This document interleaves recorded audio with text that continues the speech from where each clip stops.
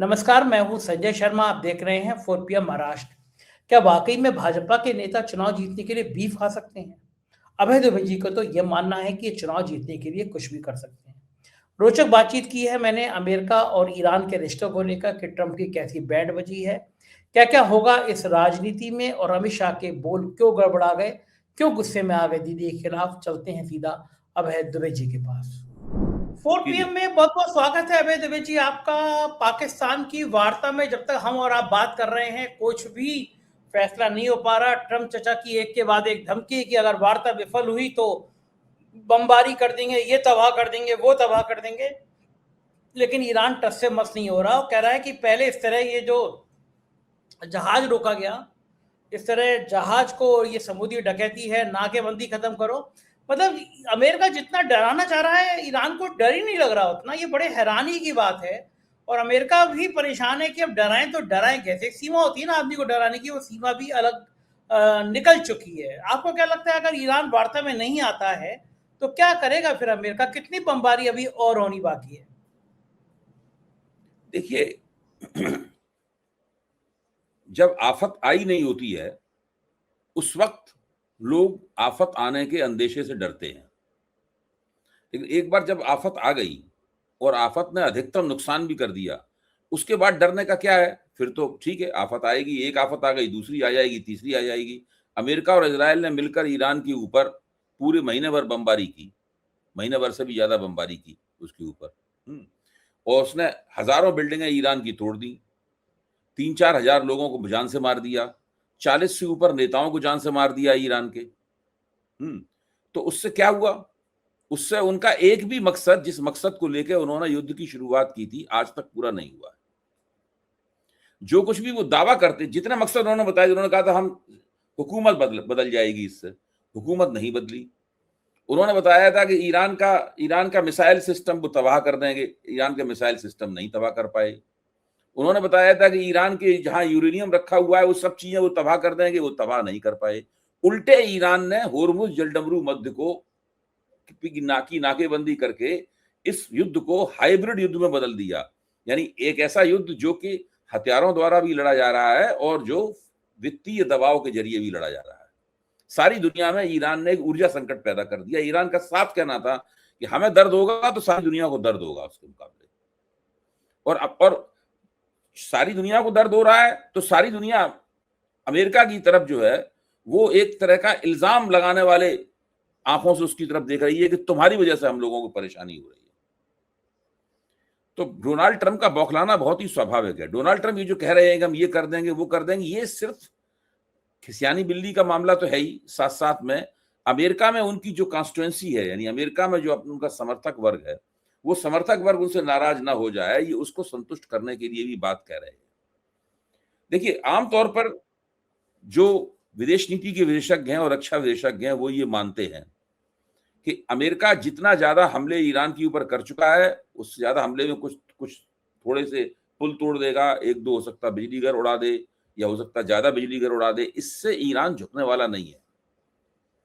Iran की जनता तकलीफ सहने के लिए तैयार है, क्योंकि उन सब लोगों को मालूम है कि अगर वो इस बार झुक गए, इस मसले में झुक गए और उन्होंने अमेरिका के सामने घुटने टेक दिए, या अमेरिका ये कह पाया कि हमने ईरान को झुका दिया, उससे ईरान की शान पूरी समाप्त हो जाएगी। हर व्यक्ति की, ईरान के राजनीतिक नेताओं की नहीं, ईरान के हर नागरिक की नाक कट जाएगी। तो ईरान का हर व्यक्ति अपनी प्रतिष्ठा के लिए संघर्ष कर रहा है।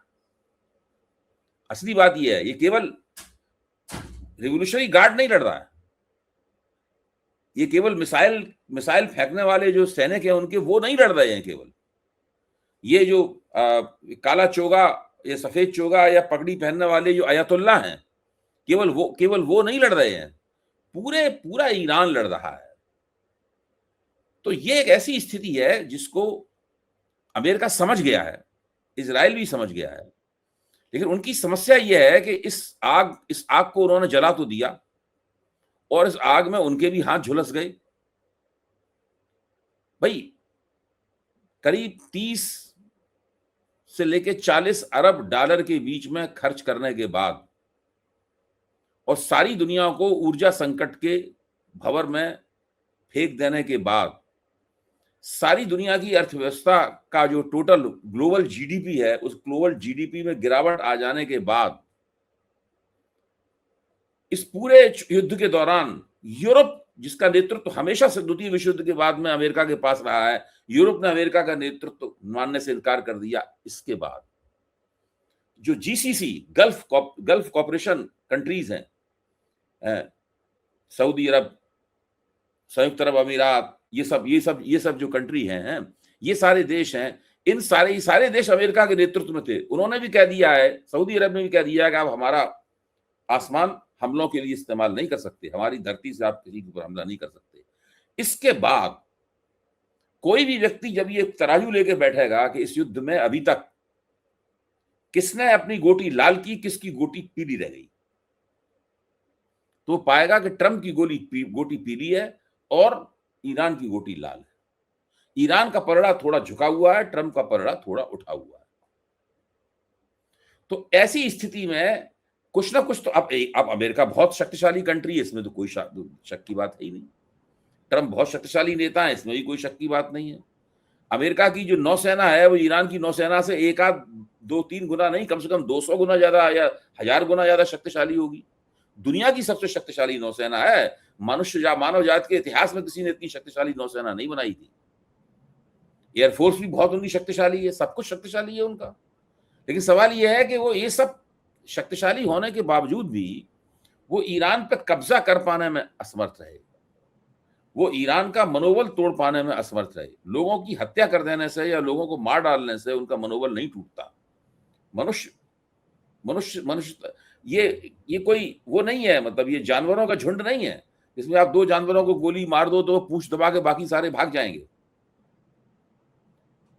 वो ये सब नहीं हो पाया। अब सवाल ये है कि ये सारी की सारी कवायद जो डोनाल्ड ट्रंप कर रहे हैं, पाकिस्तान के जरिए जो कवायद करवाई जा रही है, जिसमें इजराइल भी शामिल है इस कवायद में, भले ही वो पाकिस्तान में वार्ता की मेज पे न बैठता हो, वो सब जो बची खुची इज्जत है उसको बचाने के लिए है। अच्छा, अब ईरान ने कह दिया कि हमारी भाई एक रेड, कल भी मैंने कहा था 4 PM के मंच पे कि 2 रेड लाइन है, 2 लाल लकीरें हमने खींच दी है। एक लाल लकीर ये है कि मिसाइल सिस्टम, मिसाइल रक्षा प्रणाली जो है उसके साथ में कोई छेड़छाड़ नहीं बर्दाश्त की जाएगी, उसके साथ कोई समझौता नहीं। दूसरी ये है कि हमारे पास जो भी 60% या उससे ज्यादा संवर्धित यूरेनियम है, हम गारंटी दे सकते हैं कि हम एटम बम नहीं बनाएंगे, लेकिन वो संवर्धित यूरेनियम हम अमेरिका को नहीं देंगे। ये भी हमारी लाल लाइन है। अब इसके बाद जो बात करना हो कर लो,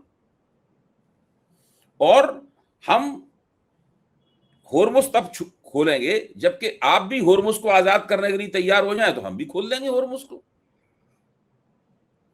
और जो होर्मुज खोला भी जाएगा, ये भी एक खास बात है इसमें, देखिए इसमें स्पष्ट कर देने की जरूरत है, मैं इसको स्पष्ट रूप से रखता हूं। होर्मुज खोला भी जाएगा तो वो 28 फरवरी के पहले का होर्मुज नहीं होगा। वो एक नए प्रोटोकॉल, एक नई संहिता, एक नए बंदोबस्त और नए प्रबंधन के तहत वहां से जहाज गुजरेंगे, और उसमें ईरान की हिस्सेदारी होगी, उसमें ओमान की हिस्सेदारी होगी। होर्मुज की एक तरफ ओमान की खाड़ी है, ओमान की खाड़ी है, और एक तरफ दक्षिणी ईरान का लंबा समुद्र तट है, खरगदी वगैरह ये सब है वहां पर। तो इसके इन दोनों की उसमें साझेदारी होगी। अब ये सब ईरान का कहना है बिल्कुल साफ तौर पर। साथ में ईरान का कहना यह है कि आप हमारी संपत्तियां आपने जो जब्त कर रखी हैं, उन संपत्तियों को हटाइए, हमारे ऊपर जो प्रतिबंध लगाए रखे हैं उनको आप हटाइए, और बताइए कि हमको मुआवजा कौन देगा। हमारे देश के ऊपर जो हमला किया गया है, बर्बादियां की गई हैं, वो मुआवजा कौन देगा, तय करो कौन देगा। सऊदी अरब देगा मुआवजा, कुवैत देगा मुआवजा, संयुक्त अरब अमीरात मुआवजा देगा, अमेरिका देगा, कौन देगा, या सब लोग मिलकर देंगे, और कितने दिनों में देंगे, पहले साल कितना मिलेगा, 5 साल में कितना मिलेगा, 10 साल में कितना मिलेगा, किसने तय कर लो। ये सब बातें ईरान उनसे कह चुका, बाकायदा हुई है कि पहले 5 साल में हमें आप इतने बिलियन दीजिए, उसके बाद इतने दीजिए, सब उन्होंने कह रखा है। तो मैं ये मानता हूं कि इस वक्त गेंद पूरी तरीके से डोनाल्ड ट्रंप के पाले में है। डोनाल्ड ट्रंप को चाहिए कि वो इधर उधर की फालतू बकवासबाजी बंद करके, जो डींगे मार रहे हैं, शेखियां बघार रहे हैं, ये सब बंद करके ईरान के नेताओं से एक बैक चैनल बातचीत करें। और बैक चैनल बातचीत में कुछ मुद्दे सुलझा लें जिसमें उनकी इज्जत भी बच जाए और ईरान पूरे आत्मविश्वास के साथ में अपने अपने ध्वंस प्राय राष्ट्र का पुनर्निर्माण करने के डगर पर चल पड़े। इसी तरीके से डोनाल्ड ट्रंप और अमेरिका की इज्जत बच सकती है। ठीक कह रहे हैं भाई जी। आप तो पिछले दिनों अमेरिका घूम के भी आए थे, लंबा प्रवास था, आपके मित्र वहां रहते हैं, वहां के जर्नलिस्टों से आपका बहुत संपर्क है। तो जो अमेरिका के मित्र आपसे बात करते हैं वो अमेरिका के अंदरूनी हालात क्या बताते हैं? अमेरिका के लोग खुश हैं, दुखी हैं, गुस्से में हैं? अमेरिका के अंदरूनी हालात क्या है? देखिए, अमेरिका के अंदरूनी हालात बहुत आसानी के साथ जाने जा सकते हैं, क्योंकि अमेरिकी मीडिया के कई स्तर हैं। खासतौर से जो सोशल मीडिया है अमेरिका में, आप उसको देखिए, और कुछ महत्वपूर्ण मीडिया है, बहुत सारा मीडिया है जो हिंदुस्तान में आता है और हम लोग उसको देख सकते हैं। उस मीडिया पर नजर डालते ही पहली बात तो ये समझ में आती है कि डोनाल्ड ट्रंप का अपना जो समर्थन आधार है, जिसको खुश करने के लिए, संतुष्ट करने के लिए वो ये डींगे मार रहे हैं, उस समर्थन आधार में दरार पड़ चुकी है। मागा, MAGA, make America great again, ये जो एक बड़ा समर्थन आधार है जिसने डोनाल्ड ट्रंप को दूसरी बार राष्ट्रपति बनाया है, उसके बड़े बड़े नेता ईरान युद्ध के खिलाफ बोल चुके हैं। डोनाल्ड ट्रंप के साथियों के बीच में कितनी बड़ी दरार है, इसका सबसे बड़ा प्रमाण दो नाम है, खुद उपराष्ट्रपति JD वेंस और जो राष्ट्रीय सुरक्षा का जिनको ऊपर जिम्मेदारी है, वो है तुलसी गब्बार्ड, जो CIA की इनकी जिम्मेदारी, नेशनल इंटेलिजेंस की चीफ मानी जाती हैं, जो तुलसी गब्बार्ड। इन दोनों ने आज तक ईरान युद्ध का समर्थन नहीं किया। उन्होंने डोनाल्ड ट्रंप की निंदा भी नहीं की है। ये कहा है हमारे प्रेसिडेंट बड़े स्मार्ट हैं और हमें उम्मीद है स्मार्ट प्रेसिडेंट से अमेरिका को फायदा ही होगा, ये सब उन्होंने कहा है, क्योंकि वो अपनी भविष्य की राजनीति को ध्यान में रखकर ये सब बातें बोल रहे हैं। लेकिन उन्होंने आज तक मुंह खोल के ये नहीं कहा है कि ईरान युद्ध ठीक हुआ या ईरान के साथ जो बमबारी हो रही है ये सब ठीक बमबारी है और ज्यादा बमबारी होनी चाहिए। न तुलसी गब्बार्ड ने कहा है, न उन्होंने कहा है। इसी से आप अंदाजा लगा सकते हैं कि डोनाल्ड ट्रंप जब चुनाव जीता था उन्होंने अमेरिकी राष्ट्रपति का, तब उनको जो समर्थन प्राप्त था वो ईरान युद्ध के बाद समर्थन प्राप्त नहीं है। ईरान में उसका उल्टा हुआ है। ठीक, ईरान में क्या हुआ है कि युद्ध से पहले जो इस्लामिक हुकूमत थी, ये हुकूमत जनता के बीच में अलोकप्रिय थी। जनवरी में उसके खिलाफ एक बगावत सी हुई थी, उस बगावत को उन्होंने बेरहमी से कुचला था, करीब 2,500-3 हजार लोगों की हत्या कर दी थी उन्होंने।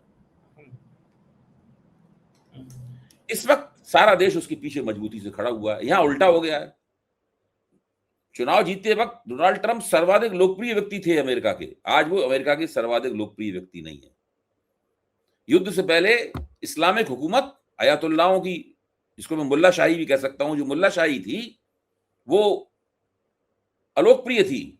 आज वो ईरान का नेतृत्व मजबूती से उसके हाथ में है। इसी से आप अंदाजा लगा लीजिए कि परिस्थितियों ने, इस 1 महीने के 40 दिन के युद्ध ने परिस्थिति को कितना बदल दिया है। सिक्योरिटी कह रहे हैं कि हालात पूरे बदल गए हैं। भारत की राजनीति की बात करें तो आपको याद होगा पिछले बंगाल के चुनाव में प्रधानमंत्री जी एक बहुत बड़ी गलती कर गए थे। दाढ़ी तो बड़ी थी, बनाई थी उन्होंने रविन्द्रनाथ टैगोर जी की तरह, लेकिन फिर वहाँ आके बड़े व्यंग वाली शैली में दीदी ओ दीदी के नारे लगाए थे कोरोना टाइम में। तो बंगाल के लोगों को लगा कि हमारे बीच की एक बहन माँ के लिए ऐसे नारे लगाए जा रहे हैं, बंगाल की अस्मिता जग गई थी। आज बिल्कुल उसी शैली में अमित शाह जी ने धमकी दे डाली, दीदी ओ दीदी कान खोल के सुन लो, इस तरह की भाषा बोली।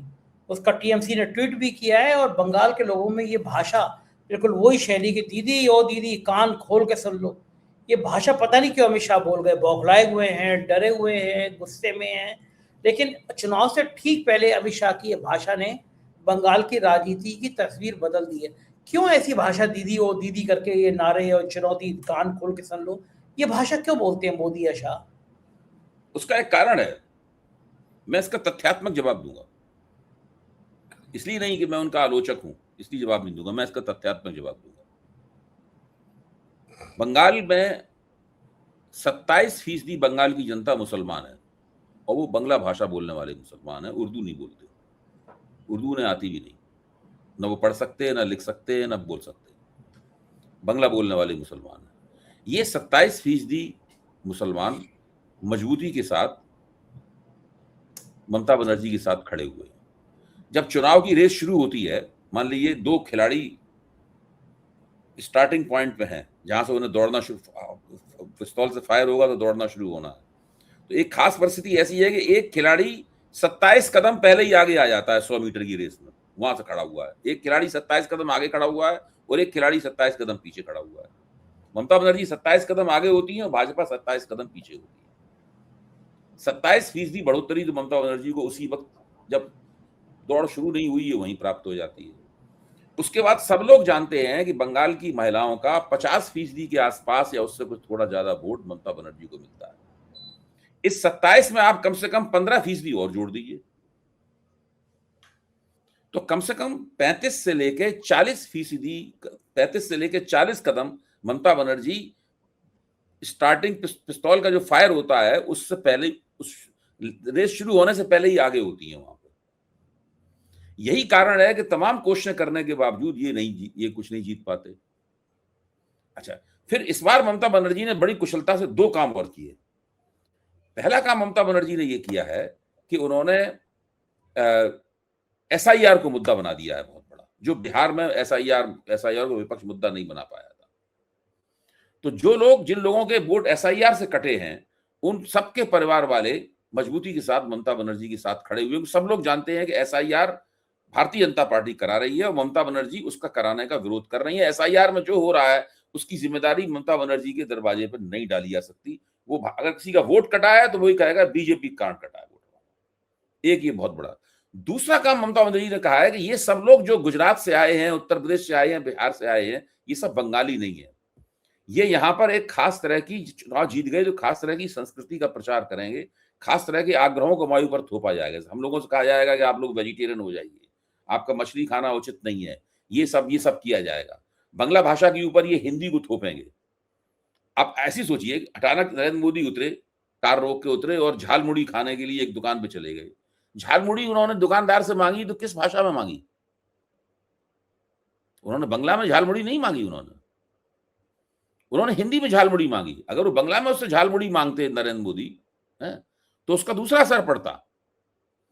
ये अमित शाह किस भाषा में भाषण देते हैं? नरेंद्र मोदी किस भाषा में भाषण देते हैं? बंगाल वाले लोग हिंदी समझते हैं, ठीक है, बंगालियों ने हिंदी का बड़ा मान रखा है, हिंदी को बड़ा उन्नत किया है। सुनीत कुमार चटर्जी और बड़े बड़े विद्वानों ने हिंदी का बड़ा समर्थन किया है राष्ट्रभाषा के तौर पर। लेकिन इसका मतलब ये नहीं है कि वो बंगला भाषा को छोड़ के आप हिंदी को अपनाएंगे। ये भारतीय जनता पार्टी के साथ ये है कि इस तरह हिंदी का भी नुकसान करती है और भारतीय भाषाओं के बीच जो आपस में मधुर संबंध है उनका भी नुकसान करती है भारतीय जनता पार्टी। तो ये एक ऐसी स्थिति है कि उन्होंने बंगला संस्कृति और भाषा का सवाल, उसमें गौरव, इसको भी उन्होंने एक चुनावी मुद्दा बना दिया है। इससे उनको डबल फायदा हुआ। डबल फायदा क्या हुआ इससे उनको कि 15 साल से जो एंटी इनकम्बेंसी थी, जो अस्पताल में महिला डॉक्टर की जो हत्या हुई थी, रेप, बलात्कार और हत्या वाला कांड हुआ था, उससे ममता बनर्जी के खिलाफ काफी एंटी इनकम्बेंसी उमड़ी थी। और शहरी मतदाता, पढ़ा लिखा मतदाता अपने असुरक्षा के प्रश्न को बहुत महत्वपूर्ण, और महिलाएं वगैरह ये सब बहुत नाराज हो गई थी टीएमसी से वगैरह। इन सब के सामने अभी सवाल ये है कि ममता बनर्जी के खिलाफ जो एंटी इनकम्बेंसी है उसके चलते वो भाजपा की तरफ चले जाएं या बंगाल के गौरव की रक्षा करने के लिए ममता बनर्जी के साथ रहें। तो जो इससे क्या हुआ, मैं ये नहीं कह रहा हूं सारे के सारे लोग ममता बनर्जी जो कह रही है वही करेंगे, लेकिन इससे एंटी इनकम्बेंसी की धार जो है वो कुंद होती है। तो ये चीज जो है वो बहुत इन सब कारणों से ये लोग बहुत बौखलाए हुए हैं और तरह तरह की बातें कर रहे हैं। जैसे चुनाव नजदीक आता जा रहा है, आक्रामकता बढ़ती जा रही है और उल्टी सीधी बातें बोल रहे हैं, जबान भी फिसल रही है, ये सब हो रहा है। बिल्कुल ठीक बात है। और एक दूसरी तरफ दिल्ली और बाकी जगह पे ट्रेनों में लाइन लगी हुई है, लोग जा रहे हैं बंगाल। उनको लग रहा है कि अगर नहीं गए तो वोट कट गया हमारा, तो हमें बंगाली घोषित ना कर दिया जाए। क्या ये वजह है या फिर बिहार की तरह ऑपरेशन बीजेपी चला रही है कि बाहर से लोग वोटर भेजे जा रहे हैं? क्या लग रहा है लंबी लंबी लाइनें लगी हुई है स्टेशन में बंगाल जाने के लिए? ठीक बात है। अब देखिए, ये इसकी तो जांच पड़ताल करनी पड़ेगी कि वो जो जा रहे हैं वहां पर, क्यों बिहार वाला मामला तो बिल्कुल क्लियर था, जो बिहारी मजदूर थे उनको भेज के वहां वोट पड़वाए गए थे। और खुद बीजेपी वालों ने कहा था, हम लोगों ने तो उसके वीडियो क्लिप भी चलाए थे, उनके बयान भी चलाए थे। उन्होंने साफ कहा था कि हमने ट्रेनें ली हैं और हम एक मजदूर पे इतना खर्चा कर रहे हैं। वो सारा पूरा आंकड़ा छपा था उसके अंदर। अब ये प्रश्न है कि क्या ये मजदूर जो जा रहे हैं ये बांग्ला भाषी हैं या कुछ ऐसे लोग हैं जिनको बंगाल भेजा जा रहा है और वहां पहले से उनके नाम वहां वोटर लिस्टों में डाल दिए गए। ये चीज अभी कही नहीं आ सकती। ज्यादा संभावना ये है कि जो बंगाल के लोग, बंगाल की गरीब जनता है जो बंगाल के बाहर काम करती है, वो लोग लौट रहे होंगे। वो भी बहुत बड़ी संख्या है जी। बिल्कुल सही। अभय जी, देश का सबसे बड़ा राज्य है उत्तर प्रदेश। उत्तर प्रदेश के मुख्यमंत्री की बड़ी विशिष्ट पहचान, मान सम्मान है। योगी आदित्यनाथ का एक भाषण वायरल हो रहा है। वो कह रहे हैं कि स्वामी विवेकानंद ने कहा था, तुम मुझे खून दो मैं तुम्हें आजादी दूंगा। ये क्या है? मतलब कुछ भी कोई भी नेता कहीं बोल दे रहे हैं। एक बार योगी जी के आए थे, बजरंगबली किस जाति के थे। हर चुनाव में योगी जी एक नया शिकूफा छोड़ देते। इस बार उन्होंने कह दिया कि हम लोग से कंगना रनौत इतनी अकलमंद है कि वो कहती थी कि 2014 के बाद देश आजाद हुआ। ये योगी जी कंगना रनौत की छाया पड़ गई लगता है। उसकी वजह से ये कह रहे हैं। गजब का बहुत वायरल हो रहा है इनका योगी जी का बयान के। गजब लोग कह रहे हैं कि ये तो गजब हो गया। ये चेक कर लीजिए, ऐसा तो नहीं है कि ये कोई एआई जनरेटेड बयान हो उसमें योगी जी की नहीं, कोई खंडन, उनकी आवाज भी क्लोन हो जाती है। कोई भी खंडन नहीं आया है, क्योंकि सारी पॉलिटिकल पार्टियों ने उनका ये बयान ट्वीट किया है। कल से एक्स पे लिखा है।